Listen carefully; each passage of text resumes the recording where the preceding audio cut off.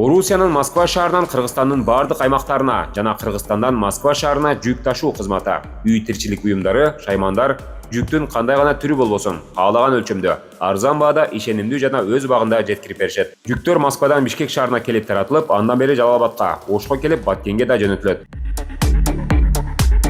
Саламатсыздарбы? Мен Бавариянын Ноймарк, Регенсбург деген райондорунда болдум. Ал жердин акимдери менен, ишкананын кожоюндары менен тааныштым. Анткени ал жерде биздин балдар окуп үйрөнүп атыптыр. Бул жерде чоң жол курган компания бар экен. 7000 адам иштейт экен. Бир жылдык доходу 3 миллиард евро деп жана кожоюну мындай мактана сүйлөдү. Анан келгениңер калтай болуптур да? Келгенибиз августтун аягында келгенбиз, сентябрда келгенбиз. Аты ким? Менин атым Искендер, саламатсыздарбы. Оштон келдиң, инфакты бүткөнсүң, э? Жогорку билим бар экен. Бул жигиттер мектепте эле бүтүп келген? Ооба, биз Люксембург айылынан болобуз, бул Канттын шаарынын жанында. Мектепти бүтүп эле бияка келгенбиз. Азамат.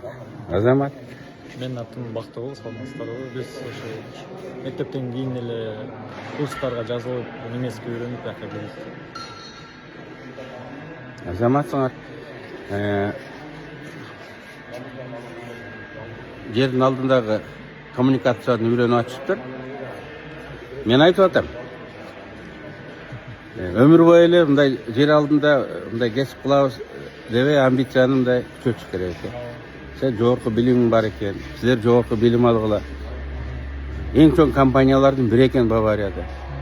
7000 жумушчунун жылына 700 пенсияга кетип атты. Ошонун ичинде начальниктер да кетет. Чоң кызматтагылар да кетет. Силер ошондой карьера жасап, ошол фирманы ээлеп калабыз деген амбиция менен иштеш керек. Балким генералдык директоруна жетпейсиңер, но жылыш алдыга болот. Мен да армияда жердин алдын казып, силер труба тартып атпасыңар, мен кабель тартчу элем. Беде кабелдерди көрдүм, чамасы кабелдерди дагы силер тартасыңар. Бирок булардын жумушу жеңил, автоматташтырылган, таза, убактысы менен. Үйгө кантип барып келип атасыңар жашаган жерге? Машина бергенби, беришкен жокпу? Права алсак, бизге машина алуу мүмкүнчүлүгү бар экен. Права алсак, азыр бирок жашаган жерибиз тетиги жерде. Общежитияда жашайсыз. Общежитияда жашайбыз, өзүбүздүн отдельный комната бар. Бекер жашайсыңар? Бекер 100% бекер. Мага баары айтат, эки жерде болдум, эки жерде тең айтат кожоюндарычы. Балдарыңар права алып келсин деп атат. Мектепти бүткөндө эле права алып келиш керек экен. Мен ата-энелер укса, эгер балдар чет элге келе турган болсо, 9-класстан эле окутуп права алдырыш керек экен. Анткени жумушка барып келгенге жеңил, машина да бериш мүмкүн экен булар 3-4 бирөөнүчү. Права алып келсин, урматтуу посол, айтып койсоңуз. Права болсо мындай жумушка барып келген жеңил болот.